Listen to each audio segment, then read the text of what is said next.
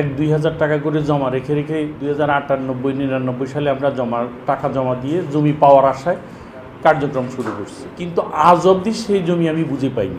উনি একটা ড্রয়িং করে ওনার অফিসে যায় বুকিং দিয়ে আমরা তো ফিল্ডে যাইনি, এখানে 500 প্লট করছে, সেই 500 প্লট বিক্রি করছে, আর একটা ড্রয়িং করে আবার 500 প্লট বিক্রি করছে এরকম।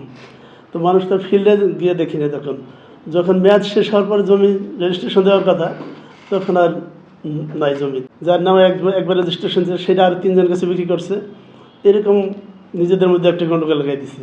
500 প্লট মালিক আছে, যাদের মধ্যে মাত্র 50 থেকে 60 জন মানুষ জমি বুঝে পেয়েছেন, আর বাকিরা কেউ জমি বুঝে পায়নি।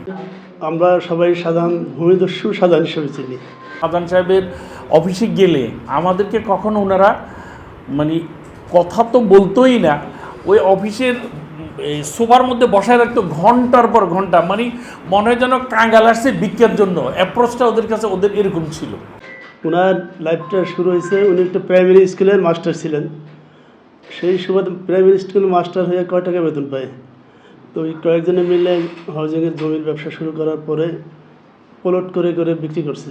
আমরা যেমন সেই প্লট কিনেছি, আর 3 কাঠা জমির একটা করে প্লট দিছে। যেরকম আমরা হলো মৌসিটি 2-তে প্লট কিনেছি, সেখানে কয়েক হাজার প্লট করছে, হয়তো জমি কিনছে অল্প, কয়েক হাজার লোকের কাছে বিক্রি করেছে জমি। আমরা 2006 থেকে 2010, যেমন আমি 2006 থেকে 2010 পর্যন্ত 5 বছর মেয়াদি টাকা দিয়েছি, জমির ফুল পেড হয়েছে। পেড হওয়ার পরে আমার জমি রেজিস্ট্রেশন দেওয়ার কথা দেয়নি, এরকম শত শত লোকের থেকে যে টাকা নিচ্ছে জমি দেয়নি। এখন উনি যে মাস্টার হওয়ার পরে এখন ওনার পুরা হাজারে ব্যাগ অ্যাসেটের সম্পদের কোনো অভাব নেই, পাহাড় করে ফেলছে। শাহজাহান স্যার ল্যান্ড করছে, Shahjahan sir market, Shahjahan sir park, অনেক কিছু করছে শাহজাহান স্যার ওনার নামে। এখন যারা আমরা ভুক্তভোগী, আমরা এই গত 16 বছরে আওয়ামী লীগের আমলে থানায় দৌড়েছি, কেরানগঞ্জ থানায়, আমাদের মামলা নেয়নি। 2000 সালে বা তারা কার্যক্রম শুরু করছে, তখন তারা জামাত বিএনপির আশ্রয় নিয়ে করছে, তাদের সংগঠনের সাথে জড়িত ছিল।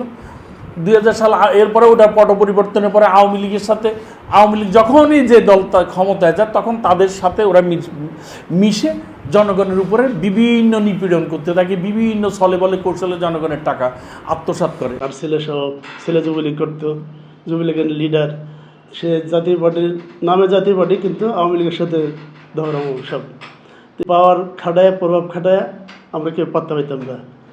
এরপর শাহ আলম মুরাদ যুবলীগের সেক্রেটারি ছিলেন, ওনাকে নিয়ে আমাদেরকে প্রোটেক্ট দেওয়ার জন্য তাকে বসাইছে, যাতে ভয়তে কেউ ওখানে মানে আমরা জমি চাইতে না যাই।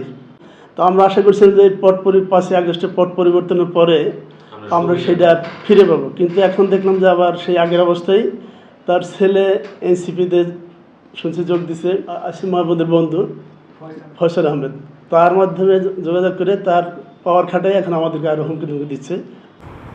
আমরা ওরা আমাদেরকে কখনো মানে প্লট ক্রেতা বা আমরা যে তাদেরকে টাকা দিছি, আমরা যে ক্রেতা বা আমরা এই যে তাদের থেকে জমি খরিদ করছি, ক্রেতা সুলভ কখনো কোনো আচরণ তাদের থেকে আমরা পাইনি। যখন যে দল ক্ষমতায় থাকে, প্রশাসন তাদের কথাই শোনে, আমাদের কথা গেলেও কখনো শুনেনি, এখনও শুনতেছে না।